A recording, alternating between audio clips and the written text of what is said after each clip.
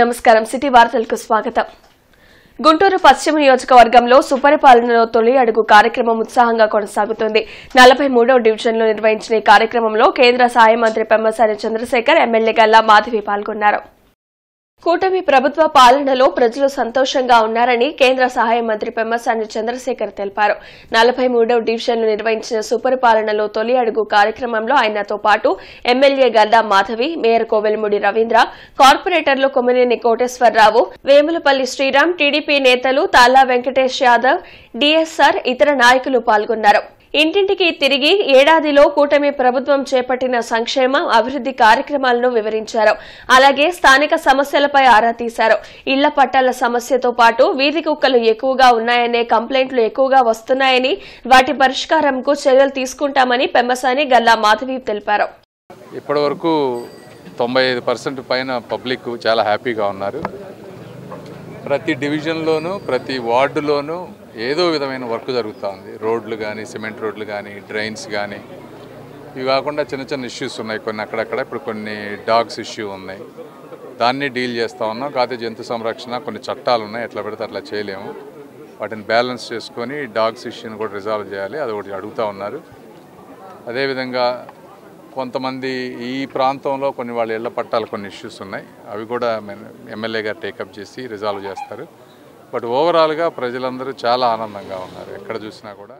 ఇక్కడ ప్రధాన సమస్య వచ్చేసి పట్టాల విషయం గురించి మా దృష్టికి ఇప్పుడే తీసుకురావడం జరిగింది. వాటిని మేము ఆల్రెడీ టేకప్ చేసి ఉన్నాము. మరి ముందు సుగాలి కాలనీ కూడా ఎంటర్ అవ్వబోతూ ఉన్నాము. అక్కడ కూడా ఈ పట్టాల విషయంగా ఒక సమస్యని ఎప్పుడో మా దృష్టికి వచ్చింది, దాని మీద కూడా వర్కౌట్ చేస్తూ ఉన్నాము.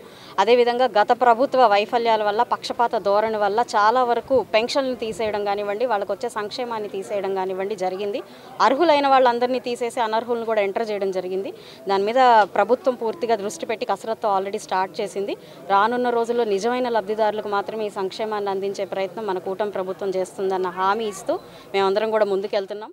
మరోసారి అధికారంలోకి వస్తామని మాజీ సీఎం జగన్ తో పాటు వైసీపీ నేతలు పగటి కలలు కంటున్నారని ఎమ్మెల్యే ఎరపతినేని శ్రీనివాసరావు ఎద్దేవా చేశారు. గత 5 ఏళ్లలో వ్యవసాయ శాఖను వైసీపీ ప్రభుత్వం నిర్వీర్యం చేసిందని ధ్వజమెత్తారు. గుంటూరులో ఎమ్మెల్యే ఎరపతినేని శ్రీనివాసరావు మీడియాతో మాట్లాడారు. జగన్ కి కేజీకి క్వింటాకు తేడా తెలియదని ఎద్దేవా చేశారు. మిర్చి యార్డులు తగలపెట్టడం, మిర్చి టిక్కీలు దొంగలించడం మాత్రమే వైసీపీ నేతలకు తెలుసని విమర్శించారు. ఈసారి అధికారంలోకి వచ్చేది తామేనంటూ మాజీ సీఎం జగన్ తో పాటు వైసీపీ నేతలు కంటున్న కలలు ఎట్టి పరిస్థితుల్లోనూ నెరవేరవని అన్నారు. వైసీపీ నాయకులు రాజకీయ విమర్శలు చేయాలి గాని వ్యక్తిగత విమర్శలు చేయడం కరెక్ట్ కాదని ఎరపతినేని తెలిపారు. కూటమి అధినేతలను వ్యక్తిగతంగా విమర్శిస్తే చూస్తూ ఊరుకోమని హెచ్చరించారు. రాష్ట్రాన్ని అన్ని విధాల అభివృద్ధి చేసేందుకు సీఎం చంద్రబాబు నిరంతరం శ్రమిస్తున్నారని చెప్పారు.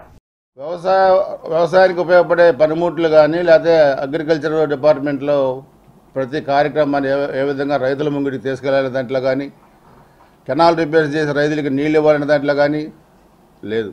మేము వచ్చిన తర్వాత ఇవన్నీ మళ్ళీ మొదలుపెట్టి కాలువలు రిపేర్లు చేసి కిసాన్ మేళ పెడితే అద్భుతమైన స్పందన. రైతులకు ఏం చేయబోతున్నామో చెబితే అసలు గత 5 ఏళ్ళలో మమ్మల్ని పట్టించుకున్న నాదులు లేడన్న పరిస్థితికి వచ్చారు. అసలు మీకు ఏ పంటలు పండుతున్నాయి, రాష్ట్రంలో ఎన్ని హెక్టార్లో ఏ పంట విస్తీర్ణం చేస్తారో ఇతనికి తెలుసా? 5 సంవత్సరాలు ముఖ్యమంత్రిగా పనిచేసిన వ్యక్తికి కేజీకి క్వింటాల్కి తేడా తెలుసా? క్వింటాల్కి టన్నుకి తేడా తెలుసు ఇతనికి? తగలబెట్టడం తెలుసు మీకు, మిర్చి యార్డులు లేదా మిర్చి టిక్కీలు దొంగతనం చేసి తీసుకెళ్ళడం తెలుసు, కానీ రైతులకి ఏం చేయాలో తెలియని పరిస్థితి ఈరోజు మీ ప్రభుత్వంలో ఉంది. రైతులకి ఏం చేయాలో తెలిసే పరిస్థితి మా ప్రభుత్వంలో ఉంది. వైనాట్ 175 నుంచి ఎందుకు 11కి వచ్చారు? 150 11 ఎందుకని మీకు అంత మాత్రం ఇంగిత జ్ఞానం లేదా? బుద్ధి లేదా మీకు? ఎందుకు జరిగిందో మీకు తెలుసు కదా, అయినా మీలో మార్పు రాలా.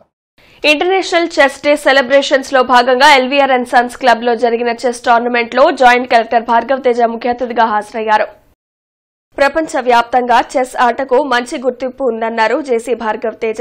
ఎల్వీఆర్ క్లబ్ లో జరిగిన చెస్ టోర్నమెంట్ లో ప్రెసిడెంట్ బ్రహ్మేశ్వరరావు, సెక్రటరీ దుర్గారావు, కేశవయ్యతో పాటు కలిసి ఆయన పాల్గొన్నారు. ఈ సందర్భంగా జాయింట్ కలెక్టర్ భార్గవ్ తేజ మాట్లాడుతూ 108 మంది పిల్లలు ఈ చెస్ పోటీల్లో పాల్గొనడం సంతోషంగా ఉందన్నారు. వారిని ప్రోత్సహిస్తున్న తల్లిదండ్రులను అభినందించారు. కోనేరు హంపి లాంటి ప్రపంచ ఛాంపియన్లు మన దేశంలో ఉన్నారని గుర్తు చేశారు. ఇటువంటి మంచి కార్యక్రమాలు చేస్తున్న ఎల్వీఆర్ క్లబ్ వారిని అభినందించారు. ఈ చెస్ పోటీల్లో విజేతలకు మెడల్స్, మొమెంటోలు, ప్రశంసా పత్రాలు జేసీ భార్గవ్ తేజ అందించారు. ఈ కార్యక్రమంలో ఆర్గనైజింగ్ టీం సురేష్, విజయ్ కుమార్, అబ్దుల్ నబీ, కుమారస్వామి పాల్గొన్నారు. 5 సంవత్సరాల నుంచి 15 సంవత్సరాల వరకు దాదాపుగా 108 మంది పిల్లలు వారి తల్లిదండ్రులతో ఈ కార్యక్రమంలో పాల్గొన్నారు. చాలా సంతోషంగా ఉంది. ఈ కార్యక్రమాన్ని ఆర్గనైజ్ చేసిన సురేష్ గారికి, విజయ్ గారికి, అలాగే వారి పూర్తి సహాయ సహకారాలు అందించిన ఎల్వీఆర్ క్లబ్ మేనేజ్మెంట్ కమిటీకి కూడా నా ధన్యవాదాలు. పిల్లలందరినీ కూడా ఇక్కడ తీసుకొని వచ్చి ఎంకరేజ్ చేస్తున్న పేరెంట్స్ అందరికీ కూడా మా అభినందనలు. ఇలాగే పిల్లలు మరింత చెస్ ఆడుతూ మన దేశం చూసుకుంటే ఎంతోమంది వరల్డ్ ఛాంపియన్స్ ఇప్పుడు గుకేష్ కానీ, ప్రజ్ఞారణ్య కానీ, లేకపోతే కోనేరు హంపి గారు కానీ ఆంధ్ర నుంచి చెస్ ఛాంపియన్స్ ఉన్నారు. వారందరినీ స్ఫూర్తిగా తీసుకొని పిల్లలందరూ చిన్న ఏజ్ నుంచే ఈ చెస్ నేర్చుకోవడం వల్ల వాళ్ళ థింకింగ్ కానీ, ఇంటెలెక్చువల్ ఎబిలిటీ కానీ, కామ్నెస్ కానీ వస్తుంది. సాయిబాబా ఆర్చ్ వద్ద నూతనంగా ఏర్పాటు చేసిన professor D Ramakotaiah children clinic ను కేంద్ర సహాయ మంత్రి పెమ్మసాని చంద్రశేఖర్, ఎమ్మెల్యే గల్లా మాధవి ప్రారంభించారు.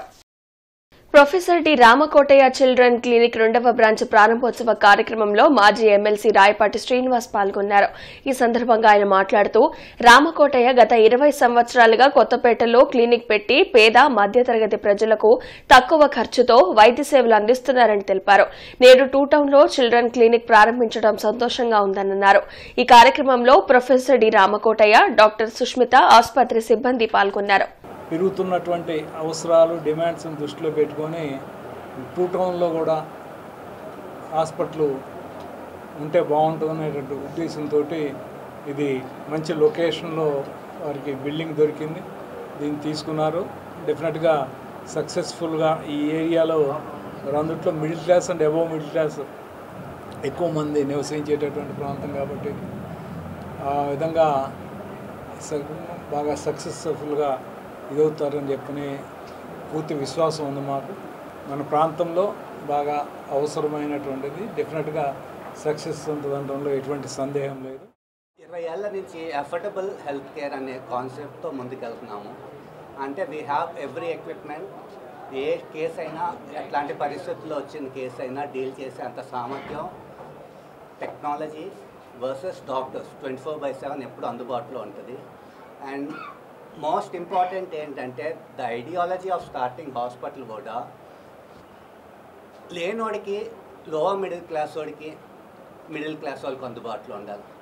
అంటే అప్పర్ మిడిల్ క్లాస్ డబ్బు ఉన్న వాళ్ళకి ఎవరైనా అవైలబుల్ ఉంటారు, వాళ్ళు ఎక్కడికైనా వెళ్ళి వైద్యం చేయించుకోవచ్చు. So lower middle class, lower class, middle క్లాస్కి అఫోర్డబుల్ హెల్త్ కేర్ కోసమని స్థాపించారు. వృద్ధులలో వచ్చే కీళ్లవాతం, ఆస్టియార్థరైటిస్, వాస్కులైటిస్ వ్యాధులపై అవగాహన కార్యక్రమం ఆరోగ్య సభలో జరిగింది. అనంతల్పేటలోని అవగాహన సంస్థ కార్యాలయంలో జరిగిన ఆరోగ్య సభలో ప్రముఖ వైద్యులు డాక్టర్ అలేఖ్య పాల్గొన్నారు. ఈ సందర్భంగా ఆమె మాట్లాడుతూ నేటి సమాజంలో వయసు మీరిన వారిలో ఎముకలు బలహీనపడి విరిగే సమస్యలు అధికంగా ఉన్నాయని చెప్పారు. అంతేకాకుండా డాక్టర్లను సంప్రదించకుండా పెయిన్ కిల్లర్స్, స్టెరాయిడ్స్ వాడటం వలన ఎన్నో దుష్పరిణామాలు ఎదుర్కొంటున్నారని అన్నారు. ఈ కార్యక్రమంలో మేనేజర్ టి సుబ్బారావు, చెల్లా అంజిరెడ్డి, సాయిరాం, కొండా శివరామిరెడ్డి తదితరులు పాల్గొన్నారు. స్టీరాయిడ్స్ చెప్పగానే అందరికీ చాలా భయం ఉంది. స్టీరాయిడ్కి చాలా సైడ్ ఎఫెక్ట్స్ ఉంటాయి కదా, వేసుకుంటే మనకు ప్రాబ్లమ్స్ రావా అని. దానికి నేను భయపడాల్సిన అవసరం లేదు. మీరు మీ సొంతంగా కాకుండా డాక్టర్ చెప్పినట్టుగా స్టీరాయిడ్స్ వేసుకుంటే వాటి సైడ్ ఎఫెక్ట్స్ లేకుండా ఇవ్వడమే మా బాధ్యత. స్టీరాయిడ్స్ సైడ్ ఎఫెక్ట్స్ ఉండవు అని నేను చెప్పట్లా. ఆ ఉండే సైడ్ ఎఫెక్ట్స్ని మీకు ఇబ్బంది కలగకుండా చూసుకోవడం మా రెస్పాన్సిబిలిటీ. స్టార్టింగ్ మేము ఎప్పుడు పిలిస్తే అప్పుడు వచ్చి ఆ డోస్ మేము ఎంత చెప్తున్నామో అంత కరెక్ట్గా వేసుకుంటూ ఉంటే వాటికి అంత సైడ్ ఎఫెక్ట్స్ లేవు. వీటి వల్ల చాలా ఉపయోగాలు ఉన్నాయి. బయట చెప్పే సైడ్ ఎఫెక్ట్స్ కంటే స్టీరాయిడ్స్ ఉండే ఉపయోగాలు చాలా ఎక్కువ. బృందావన్ గార్డెన్స్ శ్రీ వెంకటేశ్వర స్వామి దేవాలయం ప్రాంగణం పద్మావతి కళ్యాణ వేదిక మీద నాట్యాచార్య కుబేరిణి శిష్య బృందం నృత్య నీరాజనం కార్యక్రమం జరిగింది. అమెరికా నుంచి వచ్చిన చిన్నారులు పెద్ది శ్రేష్ఠ, పెద్ది సహన, గుంటూరుకు చెందిన నెడింపల్లి ఆర్జీలు పలు కీర్తనలకు కూచిపూడి నృత్యాలను అభినయించారు. అనంతరం బి శ్యామల ఆధ్వర్యంలో నిర్వహించిన భక్తి సంగీత విభావరి ప్రేక్షకులను అలరింపచేసింది.